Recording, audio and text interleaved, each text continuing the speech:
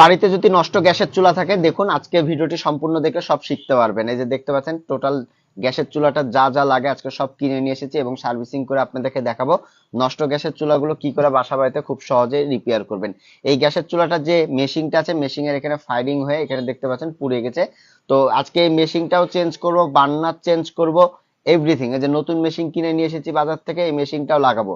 এক কথায় গ্যাসের চুলা সার্ভিসিং করা বাহাদুরি কিছু না, আপনি নিজেও কিন্তু পারবেন। তো আমরা দেখতে পাচ্ছেন গ্যাসের চুলা যে প্রথমে যেটা আছে আমাদের যে মেশিনটা, সেই মেশিনটা আমরা আস্তে আস্তে খুলে নিব এবং সব স্ক্রুগুলো খুলে নেওয়ার পরে আমরা এখন আপনাদেরকে দেখাবো যে কি করে এই মেশিনটা চেঞ্জ করতে। আর এই মেশিন চেঞ্জ করতে হলে অনলি 4টা স্ক্রু খুললেই কিন্তু এই মেশিনটা চেঞ্জ করা একবারে সম্ভব। এই যে এখানে দেখতে পাচ্ছেন যে আটকানোর জন্য নব, মেশিনটা আটকানোর জন্য এখানে দুইটা আছে এবং যে গ্যাসের যে পাইপটা ইন হবে সেখানে দুইটা, মানে টোটাল 4টা স্ক্রু থাকলে আপনার এটা কিন্তু টোটালি কিন্তু খুলে যাচ্ছে। তো আমরা মেশিনটি অলরেডি খুলে নিয়েছি, আপনারা দেখতে পাচ্ছেন এটা মেশিন।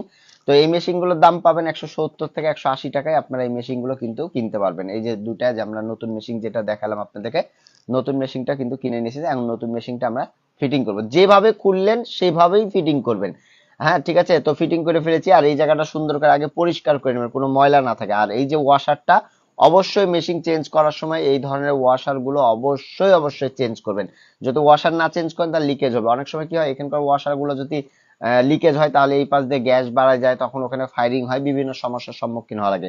অতএব এই জিনিসটা আপনারা খেয়াল রেখে সব কাজগুলো করবেন। আপনারা যেভাবে মেশিনটা এর আগের মেশিনটা খুলেছেন সেম একইভাবে মেশিনটা খুলে পুনরায় কিন্তু আবার লাগাই দিবেন। তো আমি ওভাবেই কিন্তু আবার লাগাই দিলাম আলহামদুলিল্লাহ। এই যে দেখতে পাচ্ছেন আমাদের মেশিনটা টোটাল এখন, আর এইখানে টাইট আবার হেভি টাইট দেন না, তাহলে কিন্তু এই বডিটা কিন্তু ভেঙে যাবে। ঠিক আছে, অ্যালুমিনিয়াম তো ভেঙে যাবে। ঠিক আছে, তো আমরা সব লাগাই দিয়েছি। এখন আমাদের যে বার্নারটা আছে সেই বার্নারটাও আমি লাগাবো।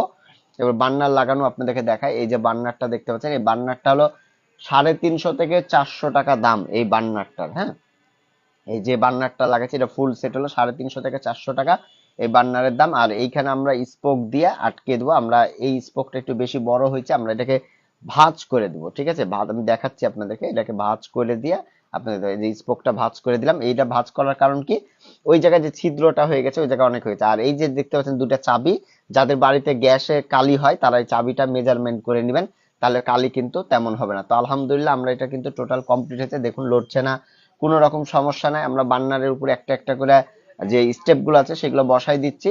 তো আলহামদুলিল্লাহ আমাদের এটা টোটালি কমপ্লিট হয়ে গেছে, আপনারা দেখতে পাচ্ছেন। এবার যে নবটা আছে, নব এক কথায় গ্যাসের চুলা সবকিছু কিনতে পাওয়া যায়। আপনারা চাইলে গ্যাসের চুলার এভরিথিং সবকিছু আপনারা অনায়াসে কিন্তু নিয়ে নিতে পারেন গ্যাসের চুলার। তো আলহামদুলিল্লাহ আমাদের এটা কমপ্লিট হয়ে গেছে। আজ থেকে আপনারা টেকনিশিয়ান আমি ঘোষণা করলাম, আপনার গ্যাসের চুলা, বাড়ির গ্যাসের চুলা নিজেই সার্ভিসিং করতে পারবেন, কোনো টেকনিশিয়ানের কাছে যাওয়ার প্রয়োজন হবে না আশা করি।